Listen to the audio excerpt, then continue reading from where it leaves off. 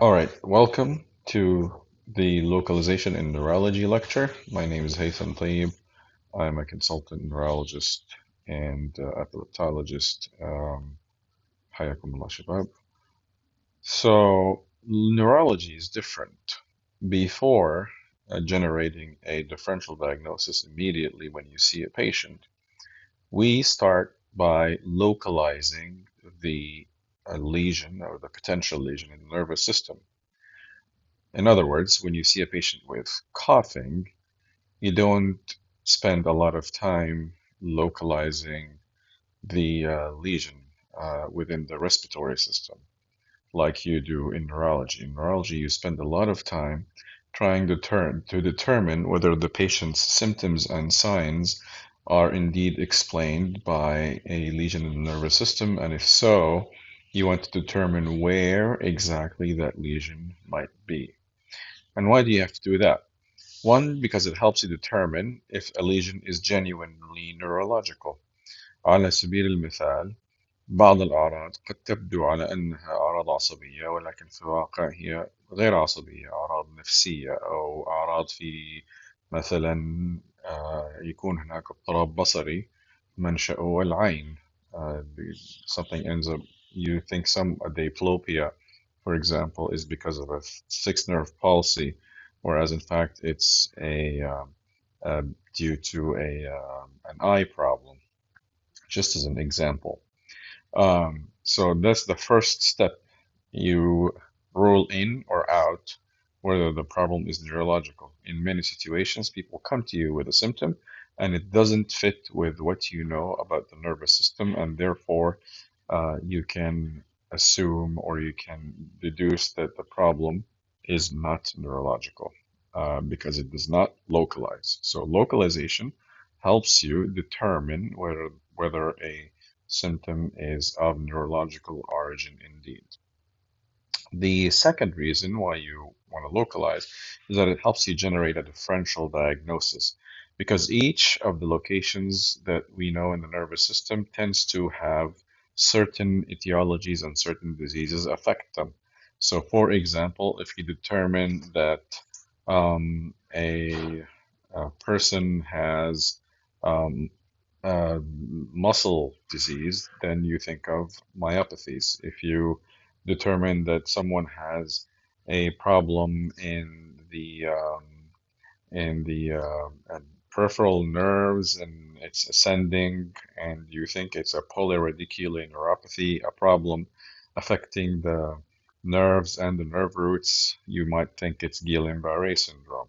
So each, by determining the location, you can that helps you determine the diagnosis.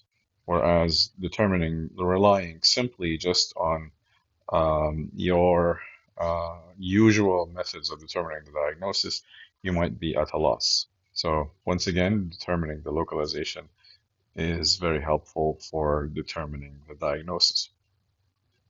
Third, it helps you direct investigations. For example, which part of the nervous system are you going to image? Are you going to image the brain or the spinal cord? Are you going to get an EMG, which is an electromyogram? And without determining which part of the nervous system you need to focus on, you may not necessarily be able to prove your diagnostic theories. All right, so please don't forget, first step in neurology is localization. And how do you do it? You ask yourself when a patient comes to you, what are the potentially neurological symptoms that this patient has? And you go through the different categories of possible neurological symptoms. You ask about motor symptoms, sensory symptoms, autonomic symptoms, cranial symptoms like seizures and headaches, for example, and behavioral symptoms like psychiatric symptoms and language problems and so on and so forth. And by that, you collect enough data about what may the neurological constellation of symptoms be. Subsequently, you ask yourself whether or not this problem indeed fits as a problem in the nervous system. Can a lesion in the nervous system give the constellation of symptoms or no? And if so, where exactly is it? Is it in the central nervous system or the peripheral nervous system?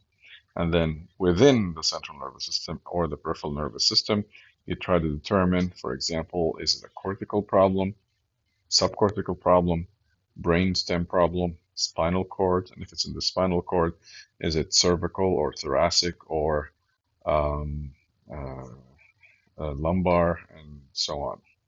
And if it's in the peripheral nervous system, you ask yourself, where? Is it in the anterior horn cell, root, plexus, nerve, neuromuscular junction, or muscle, in the case of motor symptoms? So you want to determine first by you want to start first by determining whether it's a central nervous system or a peripheral nervous system, and then you go to the subcategories of each of these uh, big divisions of the nervous system. All right, so localization depends on two things. Depends on the distribution of the symptoms and signs that you have and the associated symptoms and signs you have.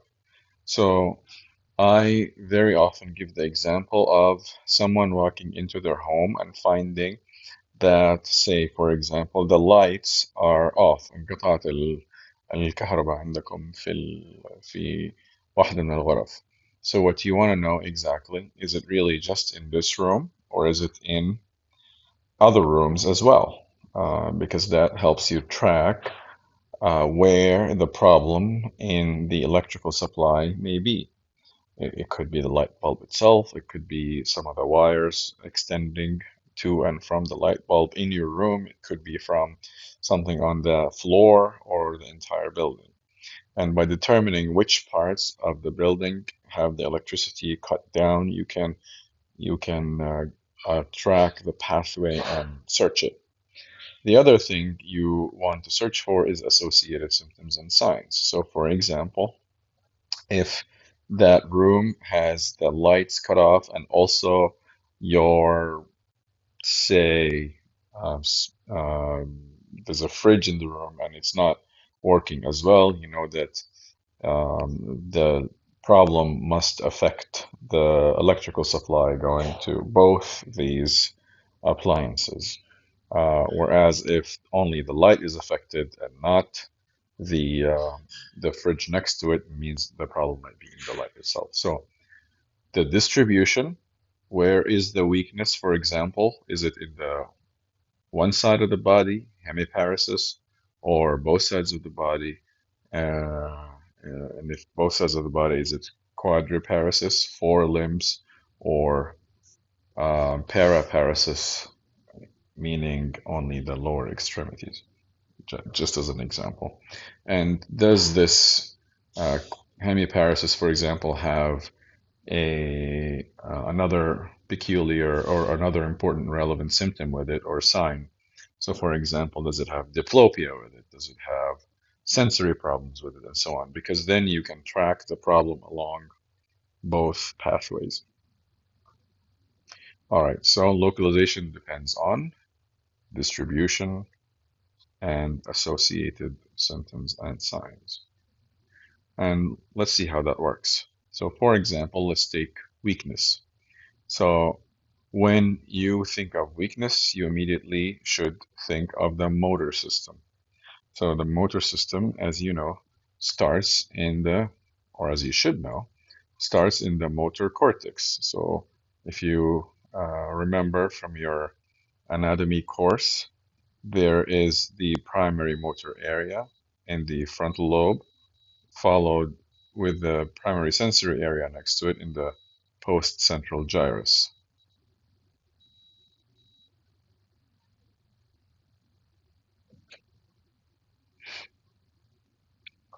So um, that's where the motor system starts, and this is where our upper motor neuron starts. There's a motor neuron residing in.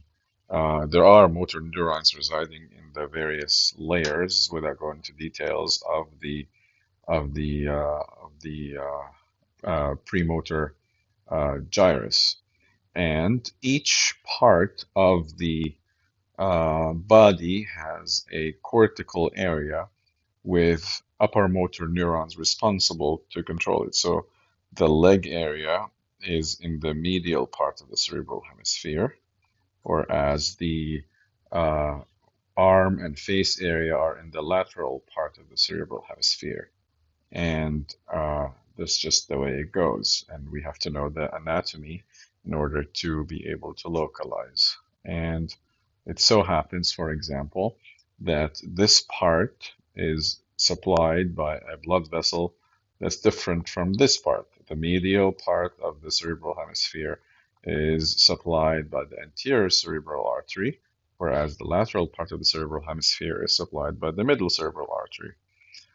So, for example, if we want to treat a stroke, we will start thinking which vessel um, is has the problem, and which vessel is blocked, based on which of the parts of the body that are affected.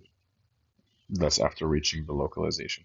And by the way, the localization is not a vessel. The localization is and has to be a neurological structure. So when someone asks you what the localization, you don't say middle cerebral artery, you don't say anterior cerebral artery, you say the lateral part of the um, motor cortex, for example. And then if the problem ends up being a stroke, you can say, well, it might be a problem with the middle cerebral artery. All right. So as you can see here, this is a large area of brain, and because the uh, area is large, it can be affected separately. So you can catch the motor system medially, or you can catch it laterally. Therefore, the cortical or weakness of a cortical origin can be can affect the face and arm more than leg if it's medial, if the localization is medial, or can affect the leg more than the face and arm if it's a lateral cortical problem.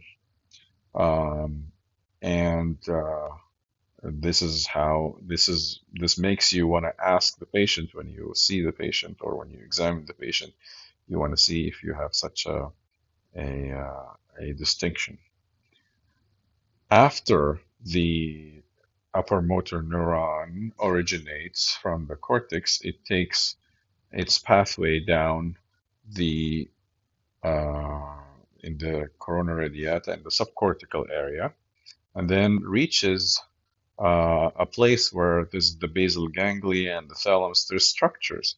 What the upper motor neuron wants to ultimately do is that it wants to go all the way down to cross in the medulla and synapse over the lower motor neuron in the anterior horn cell and the spinal cord at the respective level, right?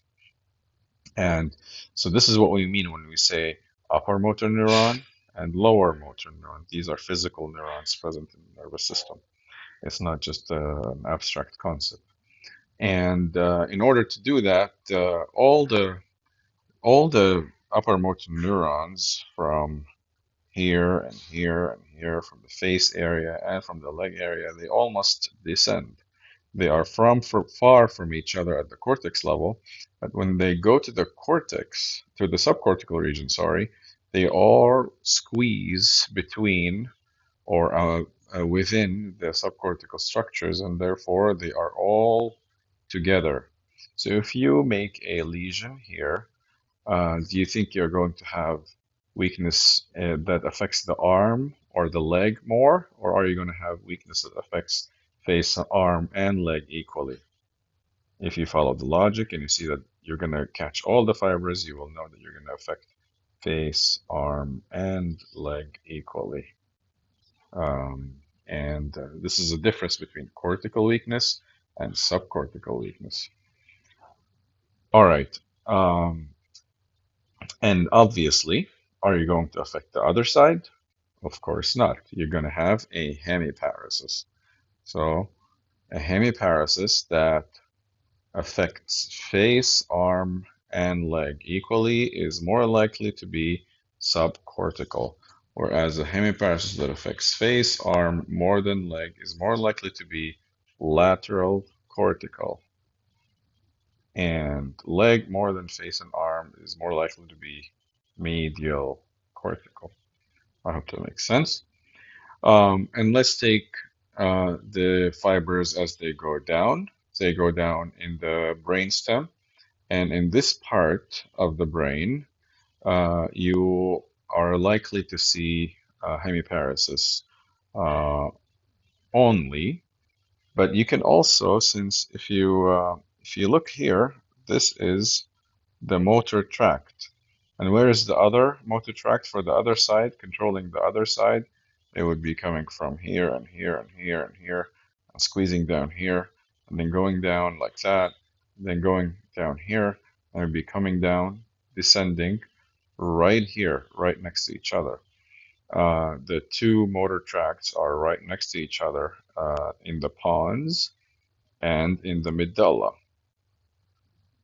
which means that in the brainstem and downwards in the spinal cord too, you can get a hemiparesis, but you can also get a quadriparesis because you have all the fibers next to each other.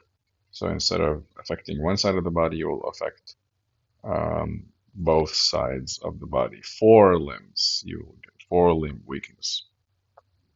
And then you'll descend from here, you'll descend um, and you will decussate, and then you will descend in the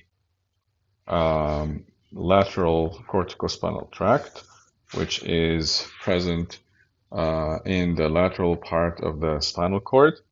And the spinal cord is just as big as your thumb. So it's very small, and very often when the lesion is made in the spinal cord, the lesion results in complete section of the spinal cord, and that once again leads to affecting both sides of the body, and that causes a quadriparesis once again if you're in the cervical level. So if you are high up in the spinal cord, you will cut all the fibers that are of the upper motor tracts before they reach their lower motor neurons. So you will affect the upper extremities and lower extremities. So if you imagine yourself like this, or not necessarily you, hopefully nobody, but the control from the brain is going down. It's going to exit here to supply the upper extremities, and then it's going to continue down and supply the lower extremities.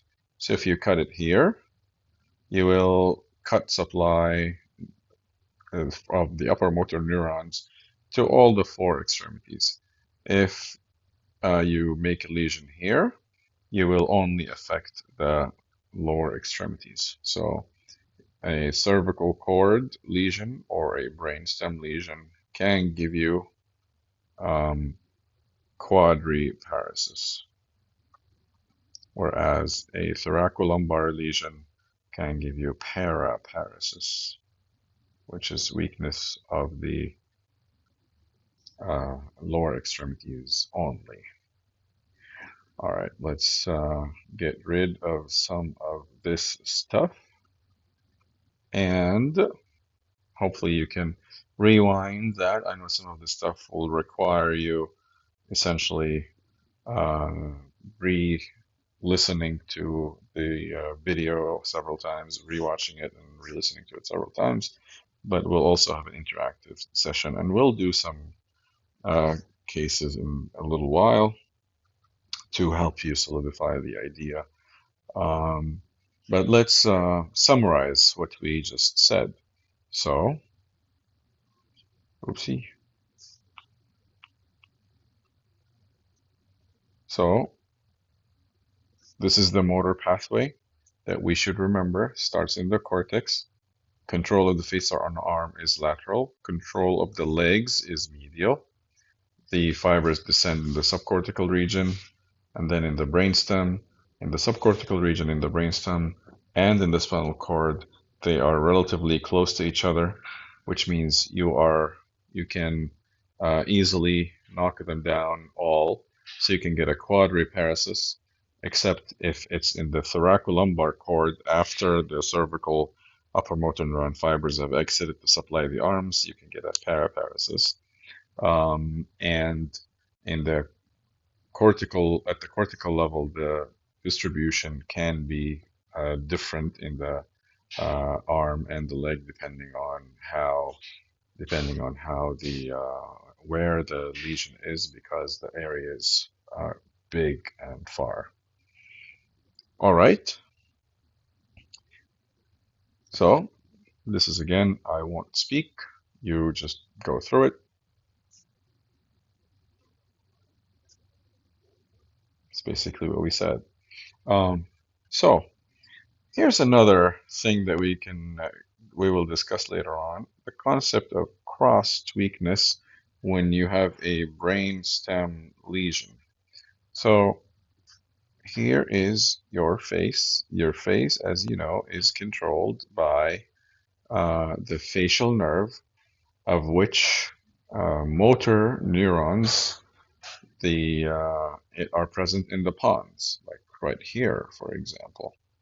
Okay, and the lower motor neurons basically exit like this to supply the same side of the face, and it gets its upper motor neuron supply like this, so it exits from the right side to go to the left facial motor nucleus and control it.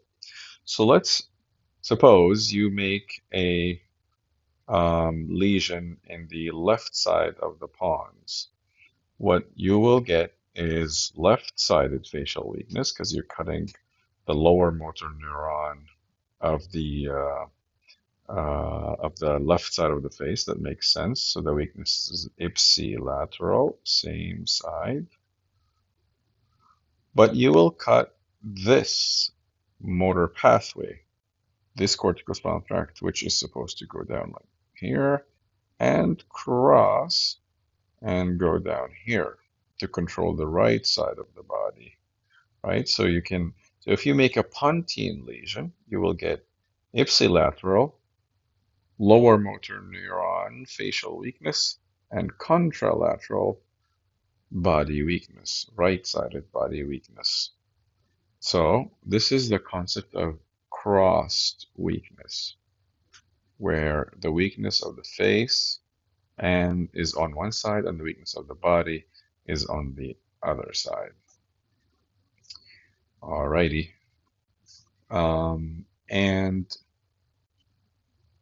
this is a peculiar distribution, so you should immediately recognize it if you see it, because you want to know whether or not a patient has a brainstem lesion, because it is potentially dangerous when there's a brainstem lesion, as you know, because of the presence of respiratory centers and the reticular activating system responsible for consciousness.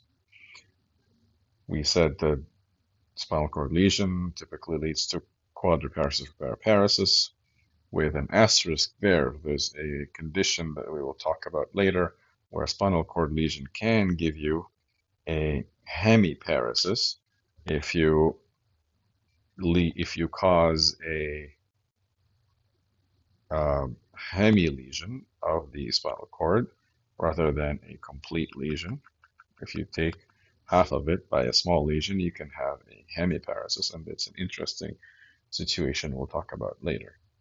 In the anterior horn cell, you can have facial weakness as well. There's nothing distinctive about the distribution. If you have a lesion affecting a nerve root, the symptoms and the weakness or the sensory symptoms will go along that nerve root. So if you have a disc pushing on your C5 nerve root on the right, you will have pain along the C5 area. If you have what we typically call sciatica, arganissa, you have a disc pushing your L5 or your S1 root, and you'll have pain along the area supplied by that dermatome, and it's characteristic, and you can pin down the localization very quickly. If you have ascending, if you have weakness affecting the roots in an ascending manner, affecting the lower sacral roots and the lumbar roots, and then affecting the nerves in an ascending way, you can immediately think of Guillain-Barré syndrome. So this is an example, once again, of localization helping you determine what the lesion is and what the diagnosis is, just simply based on the distribution. If you have a problem with the brachial plexus, you will have a problem in one limb. If you have a problem with the lumbar plexus, the right lumbar plexus, you will not have a problem with the other side. So distribution here helps as well. And if you have a problem in the median nerve, you'll have a median neuropathy along the distribution of the nerve itself. And if you have a problem with the neuromuscular junction, it will be a pure motor problem because neuromuscular junction disorder does not cause any sensory symptoms, and it fluctuates because the neuromuscular junction function depends on how much neurotransmitter is there, so the problem fluctuates. And the disorder that we commonly talk about here is myasthenia gravis, which is due to antibodies against the acetylcholine receptor, oftentimes, which leads to weakness or during the night and after after after exertion and after you fatigue the muscle. And muscle, if you have a problem in the muscle itself, not in the neuromuscular junction, if you have a problem in the muscle itself, oftentimes the weakness is proximal in distribution, and that leads to proximal weakness and trouble with walking that is characteristic, and so on and so forth. All right. You will, and hopefully you have seen this before, the difference between upper motor neuron weakness and lower motor neuron weakness on examination. So both cause weakness if you affect the upper motor neurons in the cortical or subcortical regions or the brainstem or the spinal cord. You will have weakness just as if you cut the nerve. But there are crucial differences. Most importantly, you will have hyperreflexia with upper motor neuron lesions and hypo or areflexia with lower motor neuron lesions, hypertonia with upper motor neuron lesions, and hypotonia with lower motor neuron lesions. And then when you do your plantar response, looking for the Babinski sign, you will have a Babinski sign in upper motor neuron weakness, and you will not have a Babinski sign in the lower motor neuron weakness. The toes will go up here and will go down here. So that was the distribution, how the distribution of the weakness may help you determine the location of the lesion. There is the other item that helps with localization is associated findings or associated symptoms and signs, because each level of the nervous system will have certain findings that happen that are peculiar to it. So there are certain functions that are controlled and instantiated in the cortex. And there are certain things that take place in the brainstem, and if you see these findings or symptoms or signs, then you think you're clued into that localization. So, for example, can you think of one? I'll give you a minute to think about it. What happens in the cortex specifically? Behavior, you may think. So, for example, behavioral changes are a cortical finding. So, if you have someone with a hemiparesis and a behavioral change, you're more likely to think that the lesion is cortical. And if you find that its distribution fits, then you have two pieces of evidence telling you that the lesion is actually in the cortex. There are other cortical findings. We will go over them. What kinds of things take place in the brainstem? I'll give you a couple of seconds to think about it. So, for example, cranial neuropathies. Yes, not necessarily cranial neuropathies, but cranial nerve palsies.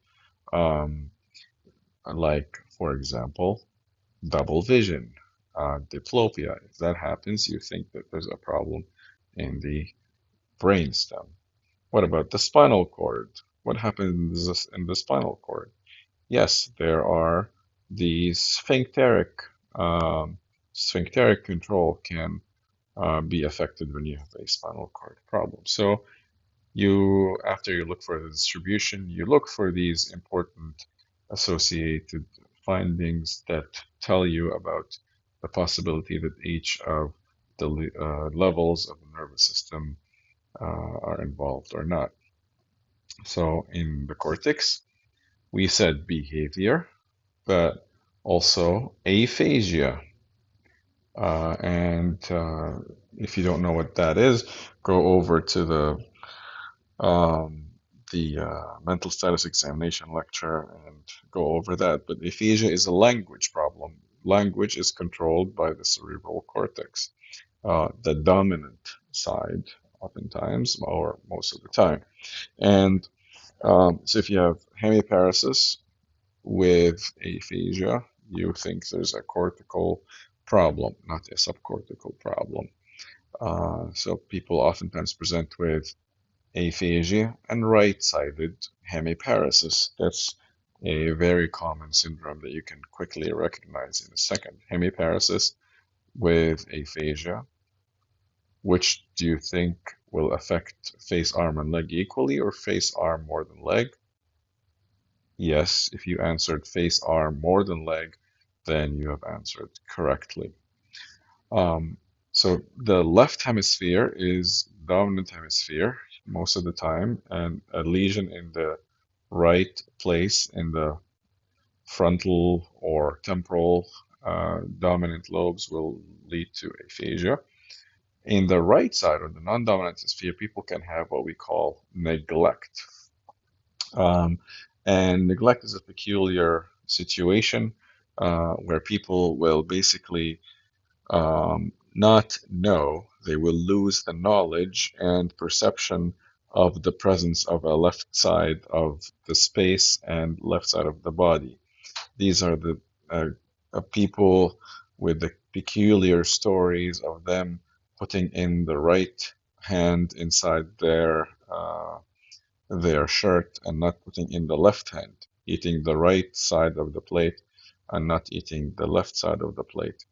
It's not that they don't see it, it's just that they don't even recognize that there is a left side in the world. They don't know what left is. Everything to them exists on the right side, including the left side of their body. Sometimes they don't even know that it exists. They sometimes shave the right side of their face and not the left side of the face. So this is called neglect. So this is a major um, cortical finding. So people present with left-sided weakness and left hemibody or hemispace neglect, as opposed to right-sided weakness and aphasia. All right, visual field cut is another cortical sign. Seizures is obviously a cortical sign. Headaches oftentimes come from cortical regions, although this is not always, it's not a 100% rule. All right. Uh, in the subcortical region, there's not much that's distinctive, but people may have sensory findings as well. You can have that too with cortical findings, but this is not specific to paresthesia. Brainstem is important, and you'll notice that there are a few symptoms here that start with letter D. So diplopia, which is seeing double, dysphagia, difficulty swallowing, dysarthria, difficulty with speaking, dizziness, as in vertigo, spinning, when people feel like the room is spinning around them, uh, ataxia, which is difficulties with walking, or depressed consciousness, or coma.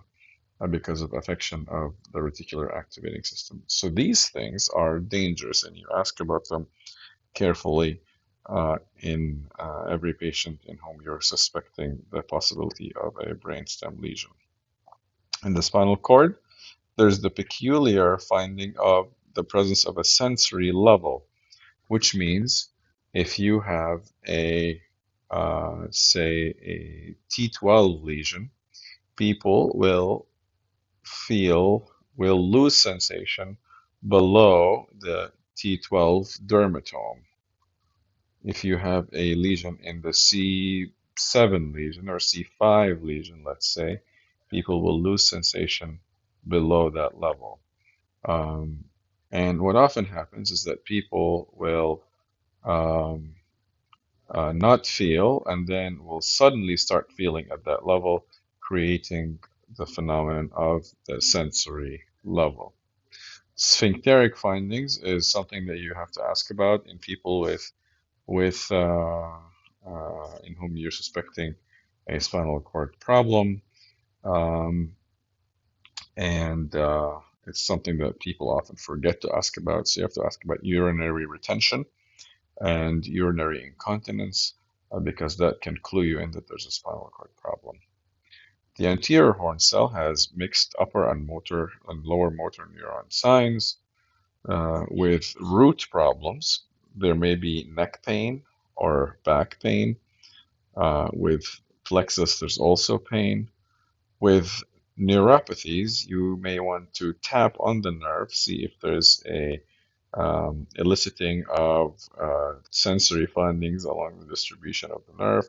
So for example, if you have a median neuropathy, what you would do is tap on the median nerve at the wrist, either with your hammer or with forcefully with your fingers, and you can potentially elicit pain that goes down the distribution of the median nerve, and that clues you in that the localization is in fact a in the nerve in addition to the other findings that you may have. In the neuromuscular junction, you look for fatigability and you look for diplopia and dysarthria. We'll talk about myasthenia gravis and discuss this in detail. In muscles, you look for muscle pain, and this is also will be discussed in detail later on. All right, so let's try to apply some of the stuff that we talked about and localize some of the lesions that we are facing in the next few slides. So for example, this person has a right hemiparesis that affects the arm, the right arm, and the right leg, and same time it affects the left face. You may remember from the discussion what situation this is, but let's try to apply the rules that we talked about. So we said localization depends on two things, distribution, and I've already told you the distribution. And the second thing is associated symptoms and signs. So you want to ask about associated symptoms and signs, depending on where you think the localization may be to confirm your initial thought. So let's talk about the distribution. This is, we said, right body and left face. And now you can start to imagine the motor pathway of each part of the symptoms available to you. So the supply for the right side of the body, we know, starts from the left cortical region and squeezes in the internal capsule in the subcortical region, goes down in the brainstem, and then crosses in the medulla to descend in the spinal cord, and so on and so forth, and supply the arm and the leg through the nerves and roots and neuromuscular junction and so on. And the same thing happens on the other side, obviously. So you have your cortical region on the other side and the crossing and so on. So, and you want since you have a hemiparesis, you want a lesion that affects the motor system in a place where the motor tracts are not close to each other, uh, or preferably a little far from each other. So, for example, a spinal cord lesion would not be your first thought, because it would typically give you bilateral weakness. Having said that, it's not impossible, and we'll talk about a situation where that happens later. But your lesion is along the green part, and the left facial weakness. We know that the left face is supplied by um, fibers are that originate from the right cerebral hemisphere for the upper motor neurons, and then synapse on the left pontine facial motor nucleus to supply the left face. So clearly, your green and blue intersect in only one location, which is this location in the pons. So just this fact tells you that with one lesion you can cause left facial weakness and right hemiparesis. And this is the phenomenon of crossed weakness, like we said earlier. And this gives me the opportunity to remind you that there are two localizations for facial weakness. One is a uh, lower motor neuron facial palsy, which affects the pontine facial nucleus or the facial nerve, and that affects the entire uh, ipsilateral side of the face, including the upper part of the face and the lower part of the face. Whereas if you only affect the upper motor, if you cause a lesion in the upper motor neuron, you will only affect the lower part of the face. So once again, facial weakness is either upper motor neuron or lower motor neuron. Lower motor neuron is whole face, and upper motor neuron is lower part of the face. All right. So when you come to associated symptoms, you want to ask about stuff in the pons to confirm. So what's in the pons? Cranial nerves 5, 6, 7, 8. So you want to ask about facial tingling, sensory loss. You want to ask about sixth nerve palsy, diplopia. You want to ask about, well, seventh is facial palsy. We already have that. And you want to ask about vertigo and so on. And if I told you, for example, this patient has diplopia, you know that the lesion is a little bigger, and that confirms your localization. All right. All right. So now let's consider the situation where there is bilateral leg weakness. And once again, you may remember from the prior discussion a couple of localizations that come to mind immediately, but I'll remind you that we will consider distribution, and we will also consider associated symptoms and signs, and this is what will eventually lead us to the localization. So you want a place where both motor systems are next to each other, since you have bilateral leg weakness. So this cannot be in the cortex. The cortex must be okay, because we said the fibers are far from each other. It cannot be in either of the hemispheres in the subcortical region. We have to consider brainstem, because the fibers are close to each other, and we have to consider spinal cord at the various levels. Since we don't have facial weakness, I already said this is a distribution is already helping you. I told you that there is no facial weakness. This tells you that the brainstem is probably okay. And since there is no arm weakness, it tells you that the fibers are going down normally, and supplying the arms normally with no interruption, which tells you that probably the lesion is not in the cervical cord. And therefore, we are considering thoracolumbar cord. So thoracic cord, lumbar cord, and then what happens next?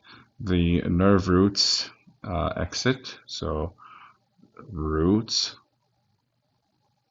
And can you affect this? What's after roots? Plexus. Does plexus cause bilateral leg weakness? Well, if you have bilateral plexus, but a plexus lesion is often unilateral and not bilateral.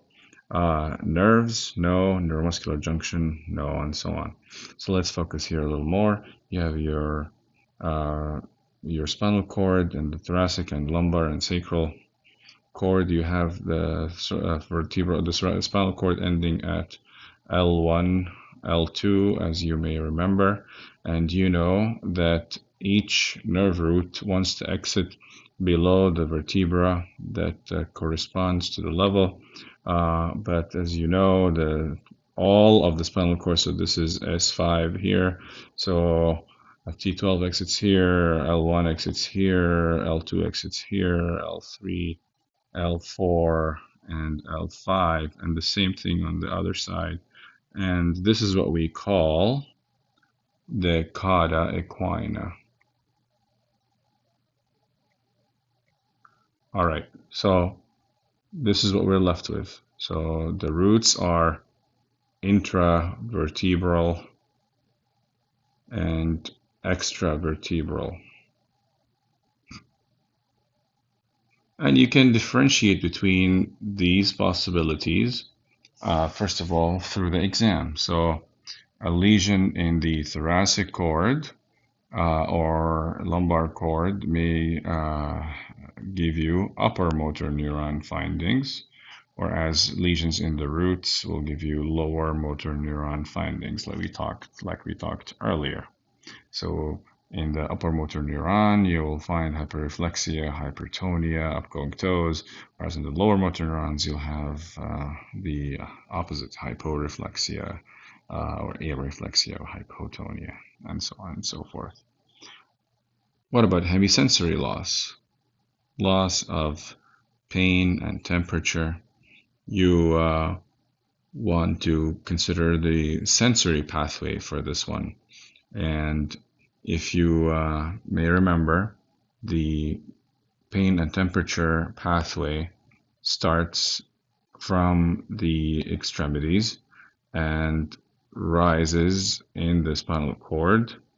For pain and temperature, the fibers cross in the spinal cord immediately and rise in the spinal cord in the respective tracts and reach the specific relay nuclei in the brainstem, and then they reach the thalamus and they reach the sensory cortex. Whereas for joint position and proprioception, which is a separate pathway, as you may remember, the fibers will rise on the same side and then cross in the medulla to go to the thalamus and to the sensory cortex. So the pain and temperature pathway will cross at the same level,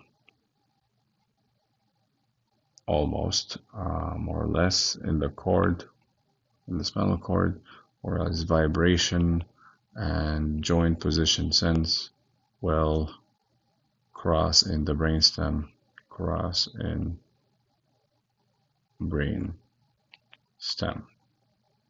So this means, where did your colors intersect? You can see that your lesion must be here, right?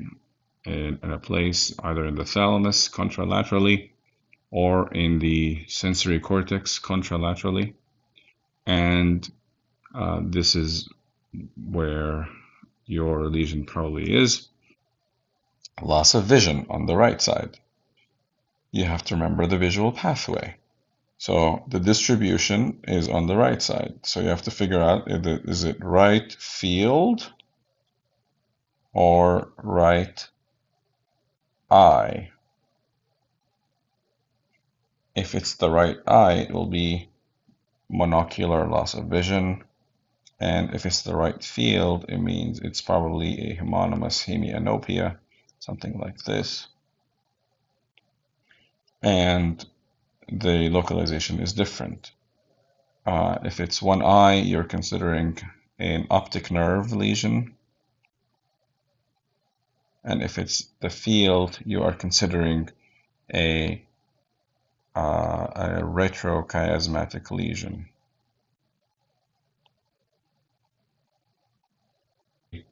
Your your your visual field has a temporal and nasal parts. So your temporal field goes to the nasal retina. This is the nose, and your nasal field goes to the temporal retina, and then the fibers from the temporal retina will go into the optic nerve and then go to the chiasm and then continue in the optic tract to reach the occipital lobe on the same side, whereas the fibers from the nasal retina, as you know, will go to the optic chiasm and cross to the other side and reach the occipital lobe of the other side. And the same for the contralateral eye, where the fibers from the temporal retina will travel in the optic nerve and reach the ipsilateral cortex, whereas the nasal retina will cross in the optic chiasm and reach the contralateral occipital cortex. So a lesion here in the occipital cortex or in the optic tract will lead to contralateral homonymous hemianopia. And you'll find that you'll typically find nice illustrations in whatever book you're reading. So we call those retrochiasmatic.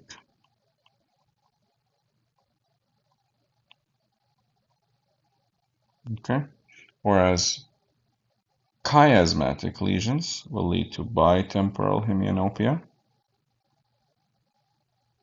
and prechiasmatic will typically be optic nerve, for example, and will lead to monocular visual loss. So this the distribution once again helps you. And you can ask about associate. We said distribution is one, and the second is associated symptoms and signs.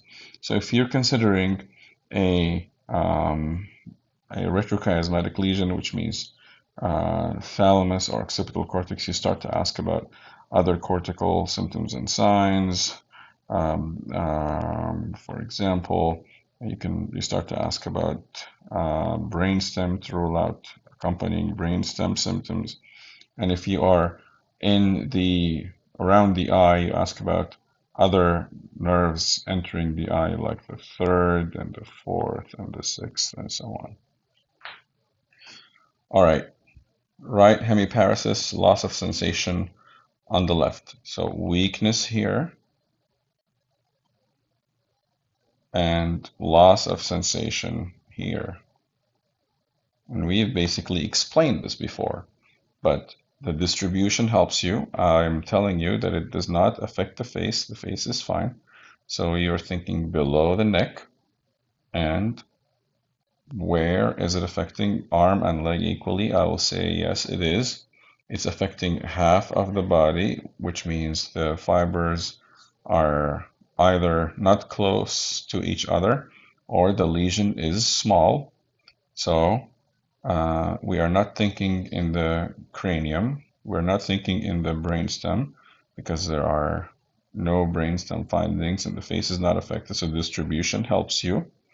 And so you must be in the spinal, you consider the spinal cord. But how come the spinal cord? And we said it gives bilateral lesions, so it must be a small lesion. It can be a small lesion. And which side would it be? It was after it's crossed, so it'd be ipsilateral, so it'd be a right-sided hemisection. And does the associated symptom of contralateral sensory loss make sense? We said yes, because this is your spinal cord.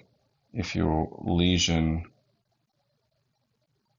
the motor tract here, which exits to the ipsilateral motor system, you can also lesion the spinothalamic tract, which takes its fibers from the other side, explaining your sensory loss from here. So this is what we call, once again, hemisection of the spinal cord, which has weakness on one side and has loss of sensation on the other side. And which test would you do on the sensory exam? People will not feel this side and may tell you that we don't feel, but they will have an abnormal joint position sense. Which side? Here or here? Which side does the joint position sense travel? Does it travel on the same side, or does it cross at the same level? We already said before that it travels on the same side, which means your fibers from here will travel all the way up here and then cross up there, and same goes for the other side. So if you have a lesion, if you have weakness here and the lesion is here, then you are likely to have ipsilateral joint position sense loss. All right, so this is what we call the Brown-Séquard syndrome, hemisection of the spinal cord. After you determine the localization, which is, I realize that this may be a lot for you to go over, but go over it once or twice and look at the summaries, and we can discuss examples later in our seminars. And I am sure that you can pin down at least the major syndromes. Then we could consider the etiology, not the localization, the etiology, the cause. So after you say there is a left pontine lesion or there is a right lateral cortical lesion, you have to consider the next question, which is what caused it. You have already answered the where is the lesion, and now you're answering what is the lesion. Okay, and what are the different etiologies that are available in the world? There are multiple etiologies: vascular, infectious, metabolic, endocrine, deficiency, toxicity, and everyone should have their own system that helps them remember all of these things as they generate the differential diagnosis, because if you don't go over the categories one after the other, you will end up losing something. Do not simply just make a diagnosis based on what first comes to your mind, because that is completely, that can be dangerous and you can miss things. So if you ask me, I will always tell you these categories in the same order: vascular, infectious, inflammatory, metabolic, endocrine, deficiency, toxicity, congenital, traumatic, neoplastic. Some people use the acronym vitamin D or Vindicate and so on and so forth, but you have to remember all of them and you have to find whatever works for you and go through them. And then you have to ask yourself, what is it that helps me know whether something is likely to be a vascular lesion like an ischemic stroke or a hemorrhagic stroke or a venous stroke, or, for example, a tumor? There's a couple of things. One of them is the temporal evolution, which means onset and progression. So onset of an ischemic lesion is oftentimes sudden, and progression is very quick. Whereas onset of a tumor is gradual, and progression is relentless and prolonged.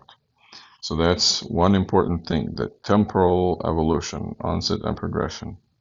The second thing is systemic symptoms and signs. So, for example, if someone has fever, it points you towards infectious inflammatory causes.